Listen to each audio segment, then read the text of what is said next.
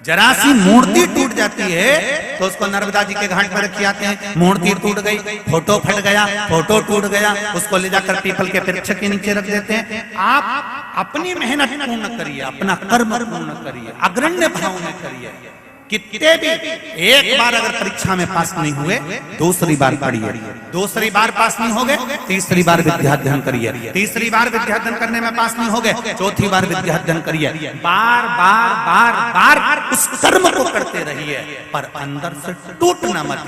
अगर मूर्ति टूट जाती है तो उसको भी बाहर निकाल दिया जाता है, अगर भीतर से टूट गए तो फिर कहीं के नहीं रहोगे। इसलिए टूटना मत, मजबूत करो।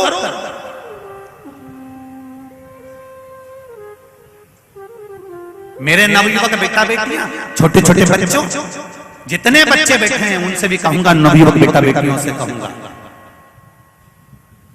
शिव जी के मंदिर जाने में शर्म बिल्कुल मत करना।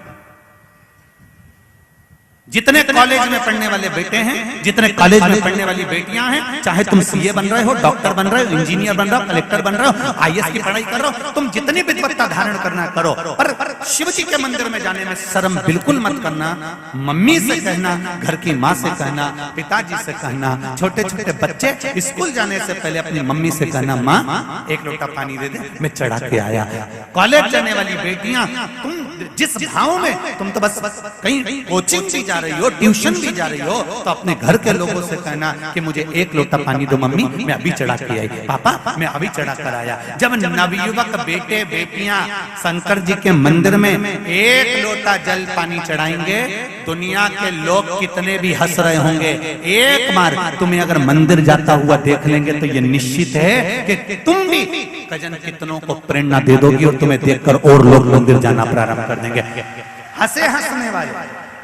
हंसने वाले हंसते रहेंगे, गाली देने वाला देता रहेगा, शब्द कहने वाला कहता रहेगा, ताने देने वाला ताना देता रहेगा। तुम मंदिर जाना मत छोड़ो, शंकर के द्वार जाना मत छोड़ो, शिव की चौखट तक जाओ।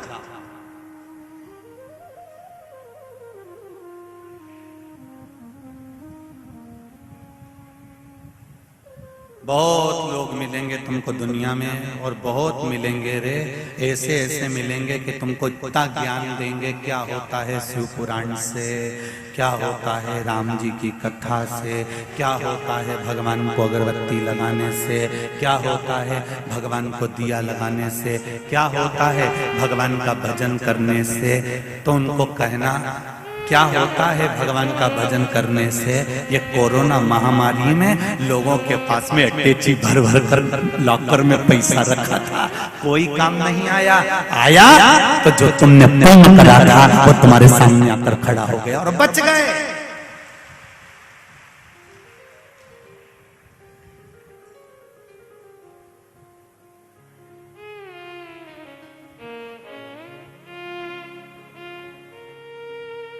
तुम्हारा पुण्य तुम्हारे सामने, तुम्हारा भजन तुम्हारे साथ में, तुम्हारा कीर्तन तुम्हारे साथ में। तुम्हारे रिश्तेदार तुम्हारा साथ देंगे कि नहीं देंगे, तुम्हारे परिवार वाले तुम्हारा साथ देंगे कि नहीं देंगे, तुम्हारे कुटुंब वाले तुम्हारा साथ देंगे कि नहीं देंगे, तुम्हारी पत्नी बच्चे पति कुटुंब परिवार तुम्हारा साथ देगा कि नहीं देगा वो पता नहीं। पर शिव महापुराण की कथा, भगवान शंकर अमरनाथ की गुफा में माता पार्वती जी को जब अमर कथा कर रहे हैं, तो अमर कथा कहते हुए शंकर भगवान ने उसी समय पार्वती जी से कहा, पार्वती जितने भी जीव हैं, जितने जलचर थलचर वायुचर जो भी यहाँ पर है, सबको भगा करा, मैं तुझे अमर कथा सुनाऊंगा। पार्वती जी करने लगी, अमर कथा मुझे सुनाओगे तो इनसे क्या तकलीफ है? नहीं पार्वती, किसी को अमर कथा नहीं सुनाऊंगा, तेरे को सुनाऊंगा। तो पार्वती जी ने कहा पशु पक्षियों से तकलीफ क्या? शंकर भगवान ने कहा मुझे पशु पक्षी से तकलीफ नहीं है, दिक्कत ये है अकेले आए थे तो अकेले जाना है, इसलिए अकेले रहकर जो तुम भजन कर सकते हो, जो स्मरण कर सकते हो, उसके बराबर सुख नहीं मिल सकता। इसलिए पार्वती तू बैठ, मैं तुझे एकांत में शिव महापुराण की कथा सुनाता हूँ, अकेले में अमर कथा सुनाता हूँ, मैं अमर कथा तुझे सुनाऊंगा, तो सुन दिल से। क्योंकि अकेला मनुष्य के साथ शंकर भगवान ने कहा पूरा परिवार तुम्हारी श्वास है तब तक तुम्हारे साथ में है, और जिस दिन तुम्हारी श्वास रुक गई उसके बाद तुम्हारे साथ परिवार नहीं होगा। जो तुमने दान किया है, जो तुमने शिव महापुराण की कथा सुनी है, जो तुमने एक लोटा जल चढ़ाया है, जो तुमने बेलपत्री चढ़ाई है, वो तुम्हारा पुण्य तुम्हारे साथ अंतिम बिंदु तक जाएगा। कोई नहीं अंत तक।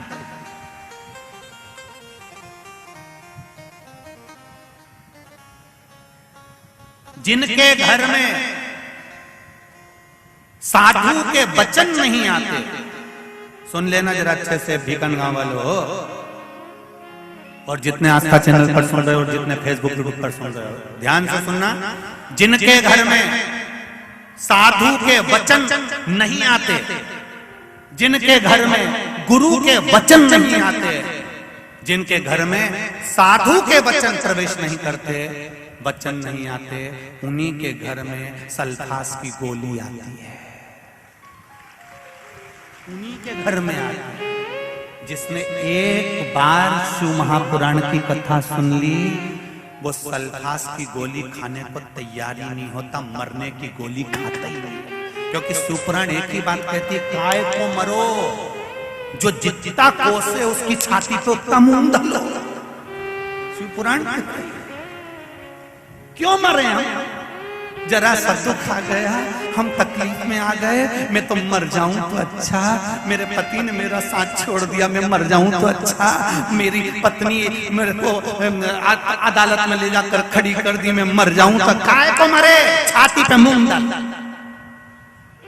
रोज उसके घर के सामने कंगी पार्टी करके एक लोटा जल भर के उसी के घर के सामने के शंकर जी को चढ़ा, हर हर महादेव। क्या क्यों मरे? बड़ा दुख मिल गया, बड़ी तकलीफ हो गई, गुरुजी व्यापार में घाटा लग गया, हम तो पूरा परिवार मर जाएंगे, हमारा तो पूरा कर्जे में डूब गए, हम तो मर जाएंगे। क्यों मरना? किसे? और मरना ही है तो प्लान चेंज करो। ये गोली मोली खा के तो बहुत लोग मर गए, पानी में डूब के भी बहुत मर गए, थोड़ा नई डिजाइन से मरो। रेल के नीचे भी कूद के बहुत मर गए, गाड़ी के नीचे बहुत मर गए, बंदूक से बहुत मर गए, अब कुछ नई डिजाइन लाओ। तो किसी ने पूछा वो डिजाइन कौन सी? हमने कहा कुछ नहीं, शंकर जी की कथा सुनो, एक लोटा पानी शंकर जी के चढ़ाओ, और जितना शिव जी के पानी चढ़ाओ, जो तुमको गाली दे उसके सामने उतने बंठन के जाओ, और शिव जी का भजन। एक बात ठानो, क्या मरना ही है तो शंकर का भजन कर करके मरूंगा, शिव की कथा सुनकर मरूंगा, शंकर का स्मरण करके मरूंगा, नहीं मरूंगा ऐसे। जब तक शिव नहीं चाहेगा तब तक नहीं मरूंगा। तो मरने की प्लानिंग चेंज करो, और जब तुम शंकर जी के हो जाओगे, जब तुम शंकर के हो गए, तो भोलेनाथ भी पार्वती जी से कहेगा ये सुधरने वाला नहीं है। पार्वती जी बोली बेचारा तपस्या कर करके मर जाएगा, कुछ करो। शंकर भगवान बोलेंगे अरे पार्वती ऐसे मरने नहीं दूंगा, मेरा है तो चिंता मत कर, और भजन करवाऊंगा, और भजन करवाऊंगा, और मरने क्या मरो मरो सब कोई कहे, मर के देखे कोई, मरो तो ऐसा मरो कि फिर संसार में जन्म ना होई। अगर मरने का प्लान बनाया है तो निवेदन है, कहीं जाकर मत मरना, भगवान का भजन करते रहना, कीर्तन करना, स्मरण करना, मंत्र जाप करना, शिव जी के मंदिर में सफाई करना, एक लोटा जल चढ़ाना, शंकर का अनुमोदन करना, शिव भक्ति में डूबे रहना। जब मौत आएगी तब मरेंगे, नहीं मरना। जा प्लानिंग चेंज।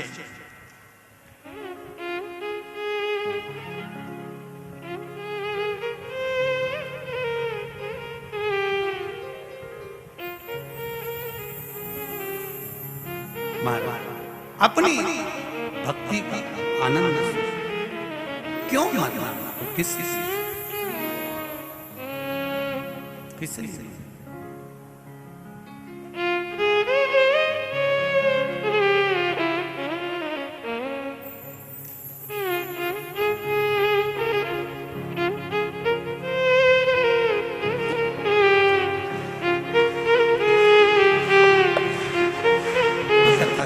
भगवान शंकर की कथा कहती है, अपने जीवन के प्रत्येक पल को शिव को समर्पित कर। बड़ा सुंदर भाव कहा। तारकासुर सामने है, कार्तिकेय षडानंद को माता पार्वती जी ने कहा है इसके हृदय में शिव बसा है, इसलिए हृदय में बाण नहीं लगना चाहिए।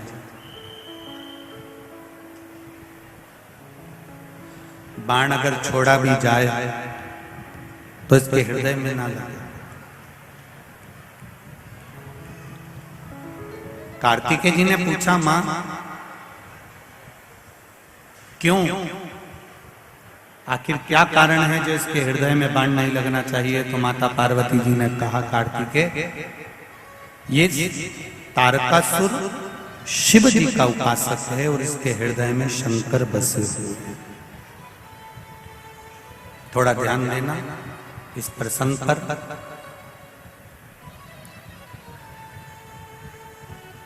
मंदिर से, देवालय से, कथा से कोई जा रहा हो, मंदिर आ रहा हो, कथा में आ रहा हो, सत्संग में आ रहा हो, ऐसे व्यक्ति पर कभी जिंदगी में ना हंसना ना उस पर उंगली उठाना। थोड़ा ध्यान दीजिए।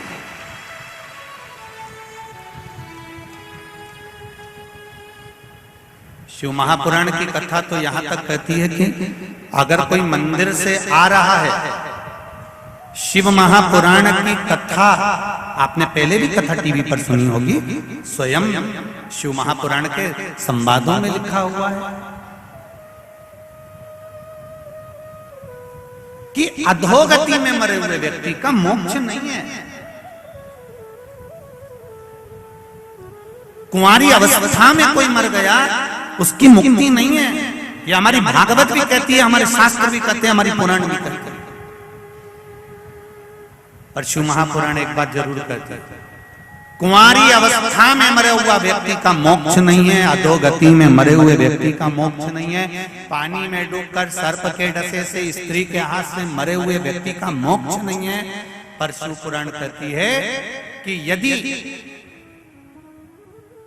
कोई शिव महापुराण की कथा को श्रवण कर लेता है और जहां से निकल कर जा रहा है, जहां से वो प्रवेश कर कर जा रहा है, उस मार्ग में भी अगर कोई कुंवारी अवस्था में मर गया है, एक्सीडेंट में मर गया है, अधोगति में मर गया है, और वो जीव की अगर मुक्ति नहीं हुई है और कोई शिव पुराण सुनकर जा रहा है, तो उसके शरीर की हवा से ही उसकी मुक्ति हो जाती है, उसको मोक्ष।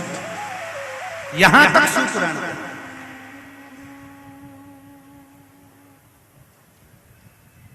उज्जैन के ऋण मुक्तेश्वर मंदिर में लिखा हुआ है, सारी पुराणे 7 पीढ़ी को तार देती है, पर शिव महापुराण की कथा 71 पीढ़ी को तार देती है। जो अधोगति में चले गए, मर गए, प्राण छूट गए, उनकी भी गति नहीं है। ये कुमारी अवस्था वालों को ना तो पिंड मिलता है, ना तर्पण मिलता है, ना तिलांजलि मिलती है, उनकी गति भी शिव पुराण से। ये जितनी माताएं टीवी के सामने कथा सुन रही हैं, फेसबुक यूट्यूब पर सुन रही हैं, या इस पंडाल में बैठकर कथा सुन रही हैं, और पुरुष जितने कथा सुन रहे हैं, इन दोनों के सुनने में एक अंतर है। माताएं जो कथा सुनती हैं, उनके गर्भ से, उनकी सास के गर्भ से, उनकी सास के गर्भ से, उनकी 71 पीढ़ी में अगर गर्भ से कोई बच्चा जन्म ले रहा था, या गर्भ से जन्म लेने के बाद कुंवारी अवस्था में गर्भ के अंदर 5 महीने का, 6 महीने का, 3 महीने का, 2 महीने का या 9 महीने का या जन्म लेने के बाद कुंवारी अवस्था में 20 साल 21 साल के अंदर ही अगर वो बच्चा कहीं मर गया है, प्राण छूट गए हैं, तो जो माताएं कथा सुनती हैं, इनकी 71 पीढ़ी में भी अगर कोई ऐसी गति का मरा होता है, तो उसको कितना भी पिंड दे तो मुक्ति नहीं होती। पर एक बार शिव पुराण सुनकर जब हम घर में प्रवेश करते हैं, तो उस जीव की गति सुन। ये पुरुषों के श्रवण करने का भाव इसलिए कहा गया, शिव महापुराण की कथा यदि पुरुष श्रवण कर कर जिस मार्ग से जाता है, चाहे वो खेत जाए, खलियान जाए, दुकान जाए, घर जाए, ऑफिस जाए, जिस मार्ग से निकल कर जा रहा है, गाड़ी लेकर जा रहा है, उसके शरीर की छू कर जो हवा निकल कर, जो पवन भी चलती है उसके शरीर से छू कर, तो वो जीवों का कल्याण करती जाती है। ये शिव पुराण कोई साधारण सी नहीं। अब जरा विचार करिए, लाखों लाखों लोग कथा श्रवण करने आए, कितनों की गति सुन।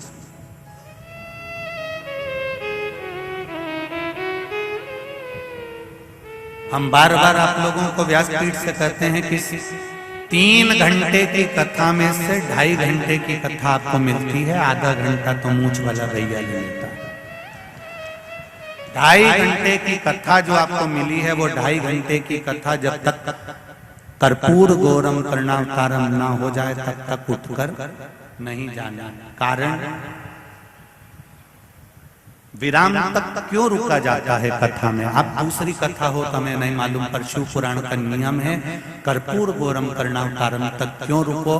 क्योंकि हमारे यहाँ जो मेहमान आता है ना, जिस दिन से आता है ना, आके बैठता है ना, तो पैसे निकाल कर नहीं देता, पर मेहमान जब जाता है ना तो अपनी जेब में से 150 रुपए निकाल के छोरा छोरी को दे देगा।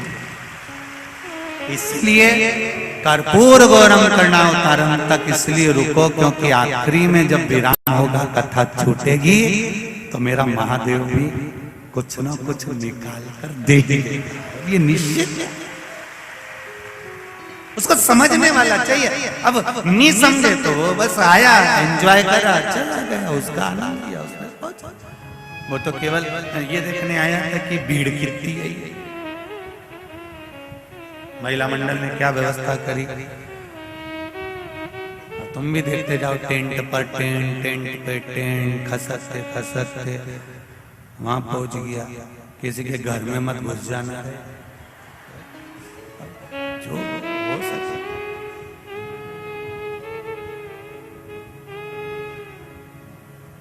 और कल तो वैकुंठ चतुर्दशी है।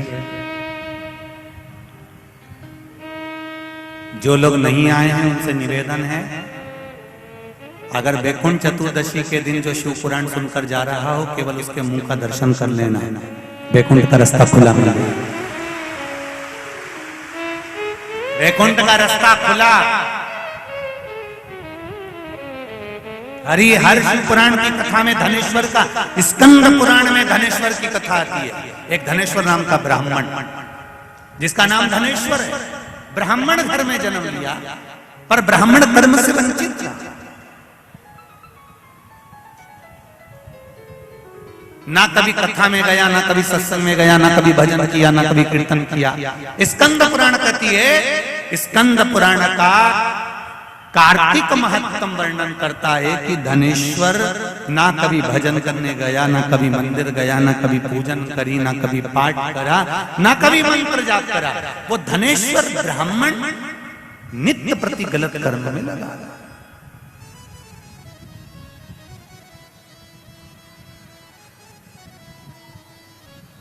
कोई जरूरी नहीं है कि आप जब तक ललाट में नहीं लिखा होता तब तक आप भजन भी नहीं कर पाता। किसी किसी के यहाँ पर 4 व्हीलर गाड़ी है, 4 पेट्रोल पंप भी है, 2 चांदी की थाली भी है भोजन करने के लिए।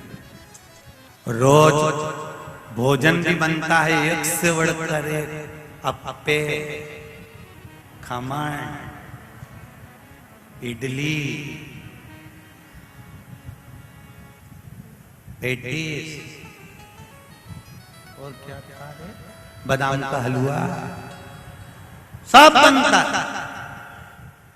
ऐसा नहीं है कि नहीं बनता, सबके यहाँ बनता है।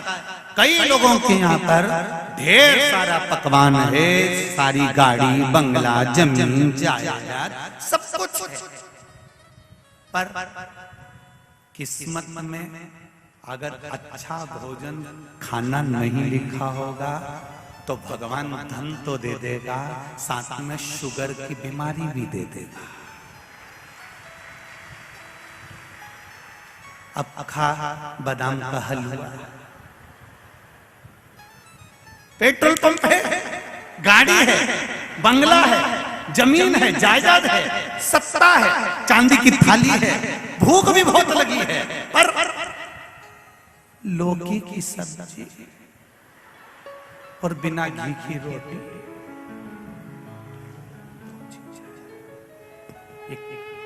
सब दिया मेरे सरकार ने, पर ललाट पर अच्छा भोजन नहीं दिया, और वो बेचारा कमा कमा के मरी जाए।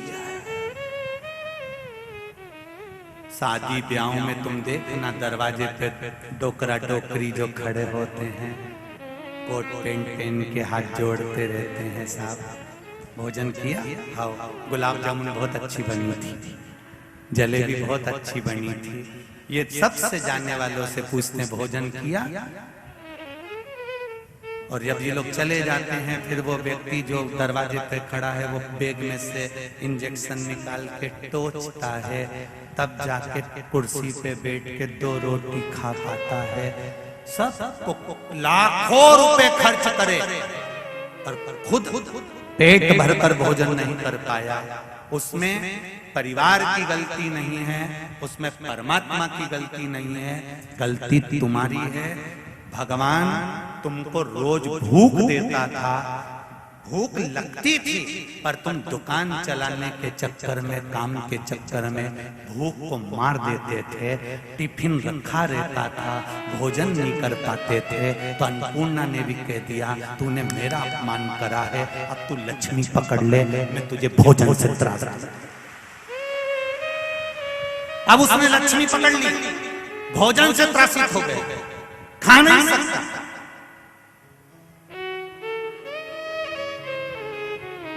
तुम्हारी दुकान पर तुम्हारी पत्नी ने टिफिन लगाकर भेजा है, तुम्हारा मन कर रहा है, घर पर फोन लगाकर बोल दो अपनी पत्नी को मुझे भजिया बनाकर भेज दे, मुझे भूख लग रही है। रामकृष्ण परमहंस स्वामी विवेकानंद के गुरु प्रवचन देने बैठते थे, लाखों जनता सुनने आती थी और प्रवचन देते देते रामकृष्ण परमहंस घर के अंदर भाग जाते थे। स्वामी विवेकानंद जी ने पूछा, गुरुदेव लाखों जनता तुम्हें सुनने के लिए बैठी और तुम अंदर भाग के आ गए, क्यों? रामकृष्ण परमहंस बोले, मुझे भजिया खाने की याद आ रही थी। जरा विचार करिएगा, स्वामी विवेकानंद के गुरुजी रामकृष्ण परमहंस कहते हैं मुझे भजिया खाने की याद आ रही थी, इसलिए मैं प्रवचन छोड़कर अंदर भाग आया। गुरुजी क्या भजिया बाद में नहीं मिलते? गुरुजी बोले, भजिए तो मिलते पर मजा नहीं आता, भूख लगी तभी तो खाने का मजा है, इसलिए मैं अंदर भाग कर आया।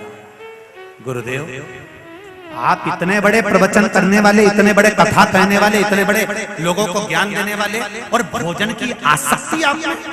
रामकृष्ण परमहंस जी ने कहा ये भोजन की आसक्ति नहीं है स्वामी विवेकानंद, सुन नरेंद्र, ये भोजन की आसक्ति नहीं है, ये केवल प्रवचन देते देते देते देते कथा कहते कहते मेरा ये चित्त माँ जगदम्बा में इतना समा जाता है कि मेरे प्राण वापस नहीं आने होते।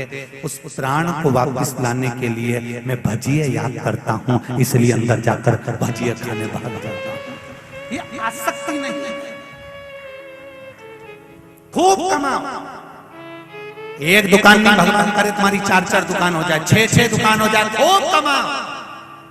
पर सुन लो रे भी गांव वालों, खूब कमाओ, पर साथ में एक काम जरूर करो कि भूख लगे टिफिन को इंतजार मत कराओ, पहले खोलो, ग्राहक खड़ा है अपना काम करेगा, एक जाएगा दूसरा आएगा, और पहले पेट भर के भोजन करो। जिसके लिए कमा रहे हो उसको तो अच्छे से करो, वही नहीं करता।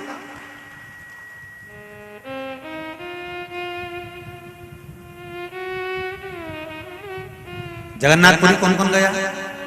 हाथ उठाइए जरा, सब गए हो? हाँ रखिए। जगन्नाथपुरी में मेरे जगन्नाथ जी का भात बनता है, रसोई बनती है, अंदर जो भोजन बनाने वाले जाते हैं सबसे पहले उनको टटा के खिलाया जाता है।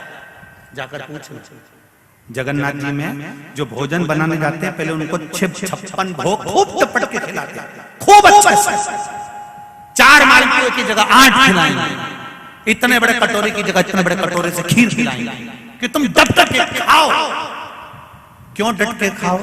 जब तुम डट के खा लोगे, भगवान का जब प्रसाद बनाओगे तो बने हुए प्रसाद को देख के तुम्हारी राज नहीं टपकेगी। डट के खाओ, भगवान के भोग को देखकर तुम्हारा मन ललचाएगा नहीं। इसलिए निवेदन है, भूख को मारना नहीं है, जो भूख को मारता जाता है उसी को शुगर की बीमारी होना चालू हो जाती है। इस जीवान से मीठा बोलो और अपनी भूख के समय पर भोजन पाओ। ये मीठा बोलने से क्या होता है, प्रत्येक जानवर भी है ना, पशु पक्षी भी है ना, मनुष्य है ना, ऐसा कोई मनुष्य नहीं जिसके शरीर में शुगर नहीं। सबके शरीर में शुगर है, जांच करना ना, शुगर निकलेगी। बस किसी की हाई किसी की लो, शुगर बराबर में है तो अच्छी है। प्रत्येक मनुष्य के सगत शरीर में शुगर होती है। शुगर की बीमारी केवल एक कारण से होती है। पहले के लोगों को शुगर की बीमारी नहीं होती थी। हमारी भी दादी परदादी, उनको देखो तुम्हारे यहाँ की, उनको शुगर की बीमारी होती थी क्या? कोई नहीं। आज के लोगों को शुगर की बीमारी इसलिए हो रही है, पहले के लोगों को भी शुगर रहती थी पर बीमारी नहीं होती थी। क्यों? क्योंकि पहले के लोग इतना मीठा खाते थे और इतना मीठा बोलते थे, जितना मीठा खाते थे उतना जीवान से बाहर निकाल देते थे। आज के लोग जीवान से मिठास नहीं निकाल रहे, इसलिए शुगर अंदर की अंदर खून में मिलती चली जा रही है, इसलिए शुगर की बीमारी होती चली जा रही है।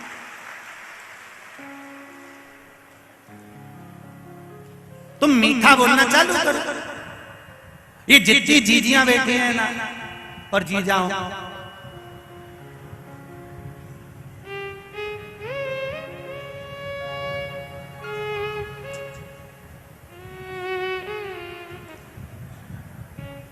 जितनी भी माताएं बैठी हैं, जितने बहन बैठी हैं, भाई बैठे हुए, उनसे निवेदन है आप मीठा बोलना चालू करो, शुगर अपने आप लेवल में आ जाएगी। बोलकर देखना जरा, तुम चिल्लाकर बोलती हो तो पति की शुगर और बीपी दोनों ऊंचा नीचा हो जाता है। तुम देखो देखो, प्रैक्टिकल करके देखना। कहीं श्योर वाला महाराज झूठ तो नहीं बोल रहा, प्रैक्टिकल करके देखो। पति अगर चिल्लाकर बोलता है तो घर के बुजुर्ग, माता पिता, बच्चे, पत्नी, सबकी शुगर बीपी ऊंचा नीचा हो जाता है। तुम मीठा बोलो, सबकी शुगर और बीपी लेवल में चलेगा, सबको आनंद मिलेगा। मीठी वाणी बोलिए, अच्छा जितना मीठा। पहले लोग कहते थे वाणी ऐसी, जम के बोलो जरा, जम के, वाणी ऐसी जो मन का आपा होए। पर आज के जमाने में वाणी ऐसी बोलिए जो जम के झगड़ा, पर उससे मत बोलिए जो तुमसे तगड़ा। आज का जमाना जरा उल्टा है, इसको लोग बोले मिठास से बोलिए। एक धनेश्वर नाम का ब्राह्मण था। अब ब्राह्मण धनेश्वर, ब्राह्मण कुल में जन्म ले लिया, ब्राह्मण के घर में जन्म ले लिया, पर भगवत भजन में इसका मन नहीं था, स्मरण में भजन, कहीं पाठ में, पूजन में, स्मरण में इसका चित्त वृत्ति नहीं थी, इसका मन ही नहीं लगता। अब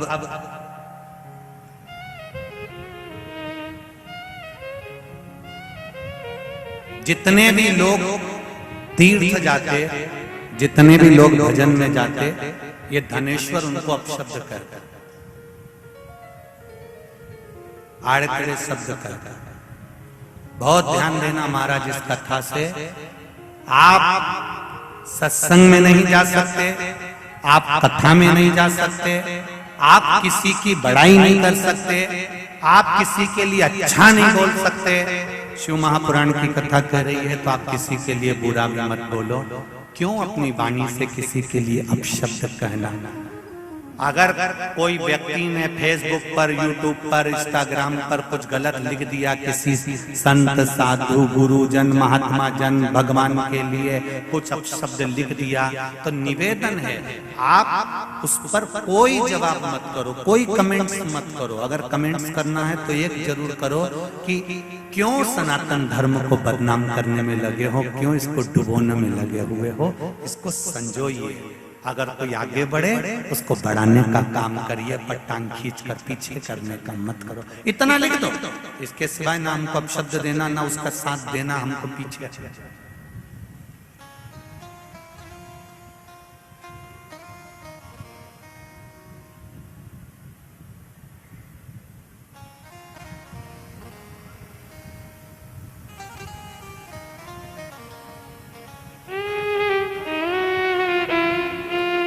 हमें किसी को कुछ नहीं करना। धनेश्वर ब्राह्मण, ब्राह्मण के घर में जन्म लेने के बाद में, ब्राह्मण के घर में जन्म लेने के बाद में भी गलत कर्म कर बैठा, अच्छा कर्म नहीं कर पाया, क्योंकि ललाट पर भी तो लिखा होना चाहिए। ब्राह्मण के घर में जन्म लेने के बाद भी अगर आप निंदा में लगे हुए हो, आप चुगली में लगे हुए हो, आप शब्द कहने में लगे हुए हो, किसी संत साधु गुरुजन के पांव खींचने में लगे हुए हो, ब्राह्मण के घर में जन्म लेने के बाद भी तुम आड़ी टेढ़ी बात कहने में लगे हुए हो, तो समझ लेना कि तुम ब्राह्मण के घर में तो जन्म ले गए, पर तुम्हारी वाणी आज भी वो विचित्र कर्म करने वाली है। वो आज भी वो जैसे कौवा होता है ना, कि बस केवल छींतड़े ही नोचता है, तुम्हारी वाणी आज भी वो कौवे जैसे छींतड़े नोचने में लगी हुई है। तुम ब्राह्मण के घर में जन्म लेने के बाद भी अपने शब्द को अच्छा नहीं बोल सकते, अच्छा नहीं लिख सकते, अच्छा नहीं कर सकते।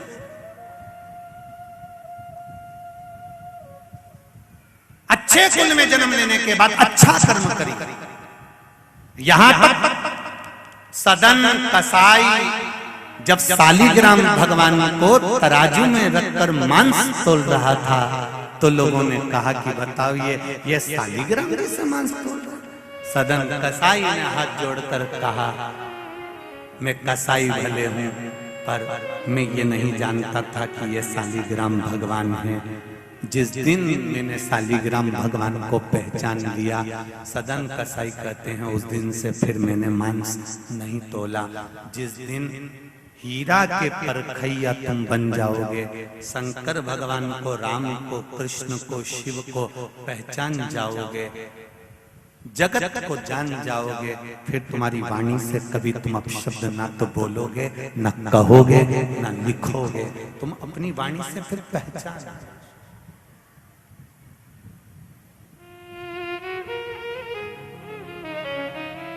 अच्छा देते। स्कंद पुराण कहती है, स्कंद पुराण का कार्तिक महत्तम खंड कहता है, धनेश्वर नाम का ब्राह्मण ब्राह्मण कुल में जन्म लिया, पर भगवान ने भाग्य में पूजन पाठ अर्चना स्मरण कीर्तन मंत्र जाप भजन नहीं देते। पहचानो इस चोले को। ब्राह्मण का जन्म मिला है तो कंधे पर जनेऊ होना चाहिए, ब्राह्मण का जन्म मिला है तो मस्तक पर तिलक होना चाहिए, ब्राह्मण का जन्म मिला है तो गायत्री मंत्र का जाप होना चाहिए, ब्राह्मण का जन्म मिला है तो अपने माता पिता के पद चिन्हों पर उसके आदर के अनुसार चलना चाहिए।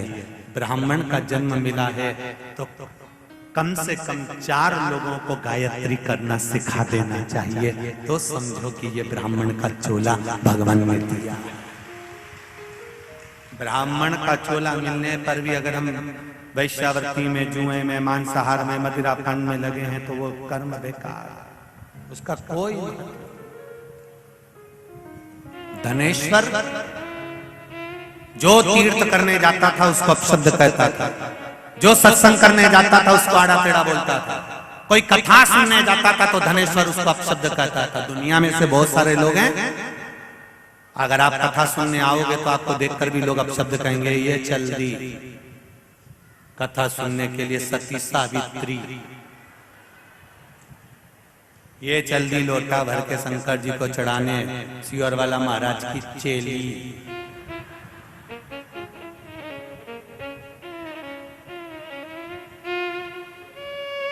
एक बात बताओ, सियोर वाला महाराज ने ये कभी नहीं कहा अपनी व्यासपीठ से कि आप हमारे यहाँ आओ, बोला कभी? जितनी बार मौका मिलता है एक ही बात कहते हैं, जब तुम्हारा काम हो जाए तब कुबेरेश्वर धाम आना, अभी मत आओ। रोज मना करते हैं तो भी तुम 20-25 हजार पहुंच जाते, कभी नहीं कहा। दूसरा महाराज होगा तो वो आपको अपनी ओर खींचने का काम करेगा कि हमारे यहाँ आओ, हमारे पास पहुंचो, हमसे बात करो। और हमारा एक नियम है, एक निवेदन हमेशा करते रहते हैं, हमारे पास आने की जरूरत नहीं। जाना है तो तुम्हारे नजदीक में जो शंकर का मंदिर है उसमें चले जाओ, एक लोटा पानी चढ़ाओ, तुम्हारी समस्या का हल हो जाएगा। शिव को जल, शंकर आप अगर अच्छा काम करने के लिए जाओगे, श्रेष्ठ कर्म करने के लिए जाओगे, ये नागेश्वर महिला मंडल कथा करा रही है तो सुनना तो पड़ता है। कोई कुछ कहेगा, कोई कुछ कहेगा, कोई कुछ कहेगा। यजमान बने हैं तो इनको भी सुनना पड़ेगा, जो यजमान पद लिए उनकी भी सुनना पड़ेगा, एक दूसरे की सुनना है। और आज नहीं कल तक सुनना और आगे सुनना पड़ेगा। तो ये तो चलता रहना है, ये जीवन यूं ही निकल जाए। कहने वाले कहते रहेंगे आग लगे बस्ती में, बोलो बोलो जरा जन के अपन रहे हो मस्ती में। लोगों कहते रह जाएंगे, बताओ इन्होंने काली मिर्ची चढ़ा दी, तो इन्होंने श्री शिवाय नमस्तुभ्यम बुलवा दिया, तो ये मंत्र कहां से आ गया? पढ़ते नहीं, पढ़ो पढ़ो, उसमें लिखा है शिव पुराण में हर चीज मिलेगी जो इस व्यासपीठ से बोली जा रही है। सब शिव पुराण में, स्कंद पुराण में, लिंग पुराण में, नर्मदा पुराण में, पद्म पुराण में, अग्नि पुराण में, कूर्म पुराण में, नारद पुराण में, ब्रह्मवेत्ता पुराण में, ऐसी कोई पुराण नहीं जिसमें ना मिलेगी। एक ना एक पुराण में तुम्हें मिलेगा, उसमें से निकाल ला, उसमें ढूंढो।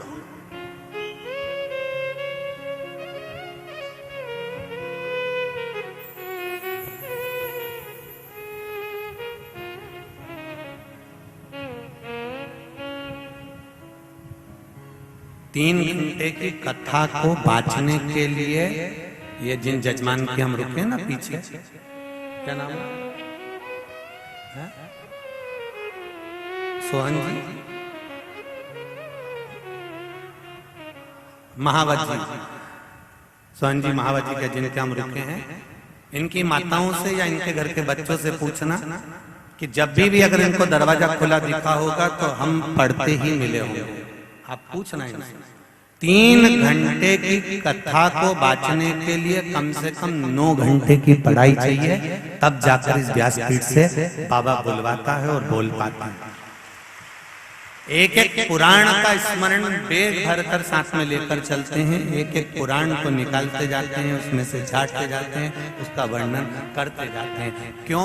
क्योंकि जिससे आप कभी भी जिंदगी में पूछो कि महाराज आपने ये बोला तो कौन सी पुराण से कहां से बोला, तो आपके पास में वो रहे कि यहाँ से बोला है और उसको आप पढ़ सकते हैं, स्मरण। ये शिव कृपा, ये संकल्प। कहीं मत जाओ, शिव के द्वार जाओ। मिला है मौका, भगवान शंकर का भजन करो। धनेश्वर नाम के ब्राह्मण को ब्राह्मण कुल में जन्म लेने के बाद भी वो कर्म से वंचित रह गया। कोई कथा सुनने जाता तो अपशब्द कहता, ताने देता, गालियां देता, आड़े टेढ़े आक्षेप लगाता। कोई तीर्थ जाता तो उसको अपशब्द कहते, कोई मंदिर जाता उसको अपशब्द कहते। धनेश्वर ब्राह्मण बार बार ऐसे शब्दों का व्याख्यान करता। धीरे धीरे समय निकलता गया, शरीर में रोग पड़ गया। स्कंद पुराण में कार्तिक महत्तम कहता है जब धनेश्वर के शरीर में रोग पड़ गया, भटक रहा। ऐसा कोई माता पिता नहीं है जो अपने बच्चे को अच्छा नहीं बनाना चाहता। प्रत्येक माता पिता अपने बच्चे को श्रेष्ठ बनाना चाहता है। हर माता पिता सोचते हैं मेरा बेटा सही जगह पर जाएगा तो भव सागर से तर जाएगा। एक लोहे की कील, काई की कील, बोलो री जी इधर वाली, काई की कील? लोहे की कील। नर्मदा जी के इस घाट से उस घाट लेकर जाना है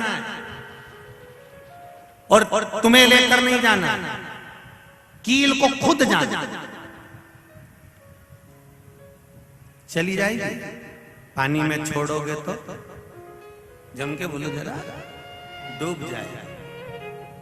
वो लोहे की कील इस घाट से उस घाट भेजना है, पानी में डालोगे डूब जाएगी, पर उस लोहे की कील को उस पार भेजना है तो लकड़ी में ठोक दो, नाव में ठोक दो, वो कील उस पार उतर जाएगा।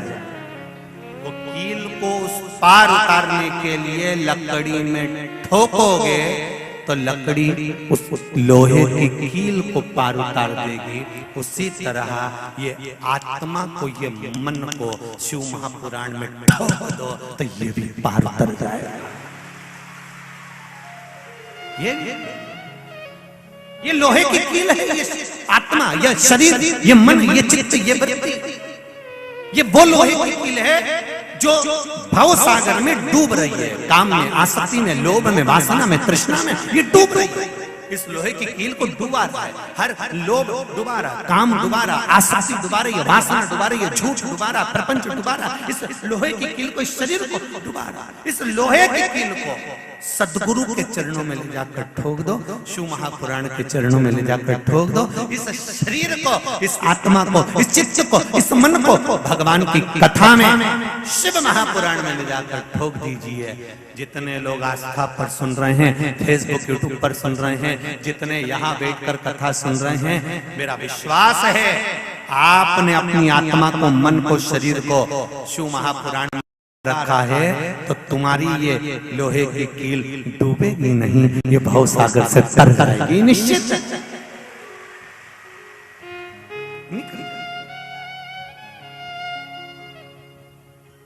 बस इस कील को लकड़ी के साथ लगा।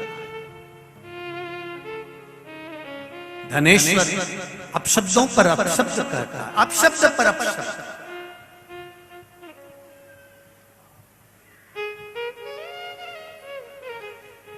मेरा हिंदुस्तान, मेरा भारत, मेरी भारत की भूमि आशीर्वाद देने की और आशीर्वाद लेने की भूमि है। काय की भूमि है? बोलो बोलो जम के जरा। आशीर्वाद देने की और आशीर्वाद लेने की भूमि है। हमारे हिंदुस्तान में हाथ मिलाने की सभ्यता नहीं है। हाथ मिलाने से बीमारी आती है और आशीर्वाद लेने से बीमारी जाती है। ये हिंदुस्तान की सभ्यता। किसी ने जाकर वो चाइना में हाथ मिलाया, किसी ने जाकर वो चाइना में, यहाँ के नवयुवक बेटा बेटी पढ़ते लिखते कहाँ पहुंच गए, कहीं का वो हाथ मिलाने के चक्कर में मिलाते मिलाते मिलाते मिलाते वो बीमारी यहाँ पहुंच गई। हाथ नहीं मिलाते तो बीमारी नहीं आती। आधे से ज्यादा बीमारी तो हाथ मिलाने के चक्कर में आती। क्यों मिलाओ? हमारा सनातन धर्म कहता आशीर्वाद देने के लिए हिंदुस्तान, आशीर्वाद लेने के लिए हिंदुस्तान।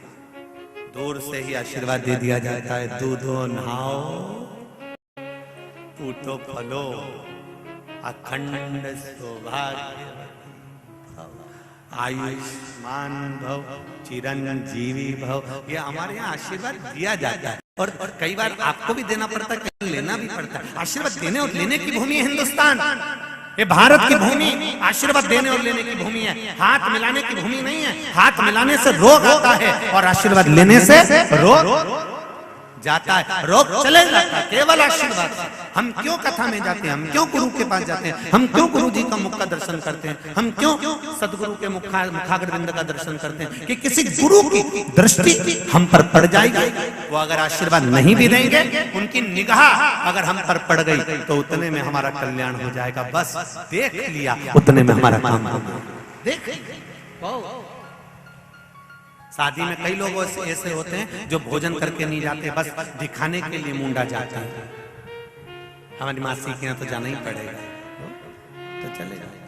मासा जी ठीक, हाँ ठीक, भोजन करके जाना, हाँ कर लिया और लिफाफा दिया, चल।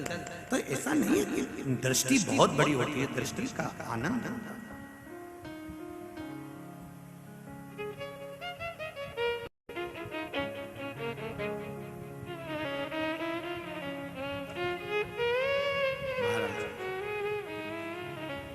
धनेश्वर अपशब्द पर अपशब्द करता है, ताने पर ताने देता है।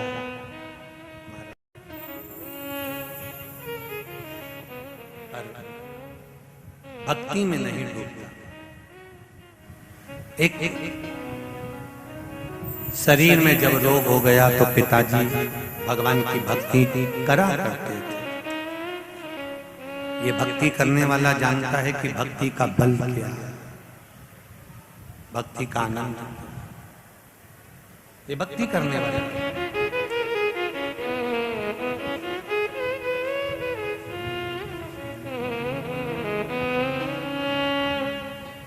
हर बात निराली है उनकी, हर बात में एक भोला। किसी पर एक उंगली जब हम उठाते हैं तो ये 3 उंगली हमारी ओर जाती है। ये बात हम पहले भी कहे। धनेश्वर इस चीज का स्मरण नहीं कर पाया कि हम गंगा नहाने वालों पर, नर्मदा नहाने वालों पर, कथा सुनने वालों पर, भजन करने वालों पर उंगली उठा रहा। शरीर में रोग हो गया, बीमार पड़ गया। पिता बड़े दुखी थे। धनेश्वर के पिता ने ये विचार करा कि आखिर इसका उद्धार कैसे होगा।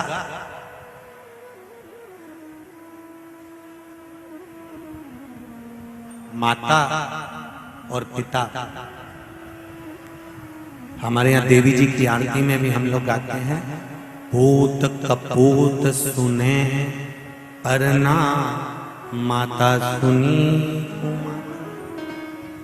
हमारे यहाँ की आरतियों में भी ये वर्णन किया गया है कि माता पिता, बेटा चाहे कितना भी बेकार हो तो भी माता पिता उसको कलेजे से लगाकर रखते हैं।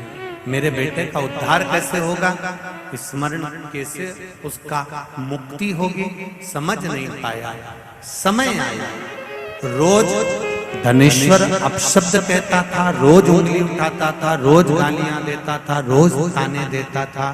आज उसको नहीं मालूम था कि बैकुंठ चतुर्दशी का दिन है। काय का दिन है? जम के बोलो जरा। बैकुंठ चतुर्दशी का दिन है। ये धनेश्वर को नहीं मालूम था। उसका रोज का नियम था, जो नदी नहाने जाए, नर्मदा नहाने जाए, गंगा नहाने जाए, कथा सुनने जाए, या मंदिर जाए, या देवालय जाए, या कोई सत्संग करे, या भजन करे, और या शब्द कहता फिरे। तो धनेश्वर आज फिर एक भक्त स्नान कर आ रहा था, जल का पात्र हाथ में था, सुबह का समय था, शिव जी को जल चढ़ा रहा था। शिवालय में जल चढ़ाते चढ़ाते धनेश्वर ने आज कुछ कहा नहीं है, आज कुछ नहीं कहा, पर धनेश्वर ने उस जल चढ़ाने वाले का सुबह के समय पर केवल जल चढ़ाते समय मुख देख लिया। और मुख देखा, धनेश्वर चला। स्कंद पुराण कहती है धनेश्वर जब चला आगे खड्डे में जाकर गिर गया, गिरा, प्राण छूट गए। इतना बड़ा पापी था कि शरीर का कष्ट भी भोग रहा था। उसके बाद भी ये मरने के बाद नरक नहीं गया, अगर गया तो बैकुंठ गया। कारण केवल इतना सा था कि जिस दिन इसने जल चढ़ाने वाले का दर्शन करा था वो बैकुंठ चतुर्दशी का दिन था, और बैकुंठ चतुर्दशी के दिन का दर्शन करा। इसलिए सुन लो, जितने लोग आस्था पर कथा सुन रहे हैं, जितने फेसबुक पर सुन रहे हैं, और जितने लोग भीकण गांव की पावन धरा पर सुन रहे हैं, आपने 7 दिन की कथा सुनी कि नहीं सुनी, पर कल 6 तारीख हरिहर मिलन का दिन, बैकुंठ चतुर्दशी का दिन। अगर कथा तक पहुंच जाओ तो अच्छी बात, टीवी के सामने भी बैठ गए तो अच्छी बात, मोबाइल के सम्मुख में भी सुन ली तो बहुत अच्छी बात। पर जो भीकन गांव तक भी नहीं पहुंचा तो कम से कम कोई गांव का व्यक्ति अगर कथा सुनकर निकल कर जाए तो उसका केवल दीदार कर लेना, दर्शन कर लेना, उतने में बैकुंठ का मार्ग बहुत। धनेश्वर ने पूछा, मैंने कौन सा पुण्य करा था जो मुझे बैकुंठ का द्वार खुला मिला? चित्रगुप्त महाराज ने कहा, धनेश्वर ब्राह्मण, तुमने पाप तो इतना करा था कि तुमको नरक भोगना था। केवल बैकुंठ चतुर्दशी के दिन स्नान कर आ रहे व्यक्ति का, शिवजी पे जल चढ़ाते हुए आ रहे व्यक्ति का मुख का दर्शन कर लिया था। इसलिए बैकुंठ चतुर्दशी हरिहर मिलन का दिन है। बैकुंठ चतुर्दशी के दिन भगवान विष्णु और भगवान शंकर, इन दोनों का गुणगान गाना चाहिए, दोनों का भजन करना चाहिए। दोनों का मंत्र जाप करना चाहिए, दोनों का इस्तेमाल।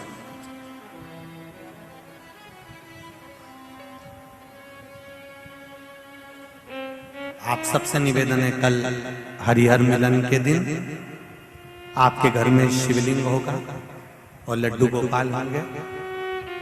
रात्रि के समय पर, शाम को नहीं, मध्य रात्रि, अगर नींद खुली रहे तो 11 बजे के बाद में,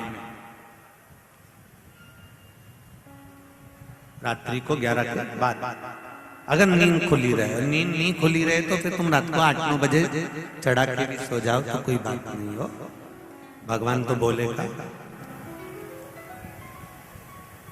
शंकर भगवान पर पहले बेलपत्री चढ़ाना, लड्डू गोपाल के सामने तुलसी का दल चढ़ाना,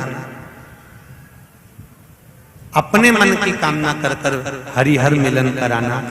थोड़ी देर तक या तो सवेरे के समय ही चढ़ा दो, दिन भर चढ़े रहने दो, रात्रि के समय पर जब फ्री हो जाओ तब घी का दिया लगाकर बेलपत्री उठाना, वो उठाकर भगवान शालिग्राम जी पर या लड्डू गोपाल पर या मेरे कृष्ण पर या नारायण पर या भगवान विष्णु पर, जो भी तुम्हारे यहाँ मूर्ति हो लड्डू गोपाल की आदि की, उन पे चढ़ा देना और भगवान की तुलसी उठाकर अपनी कामना कर कर मेरे देवाधिदेव महादेव के शिवलिंग पर चढ़ा देना।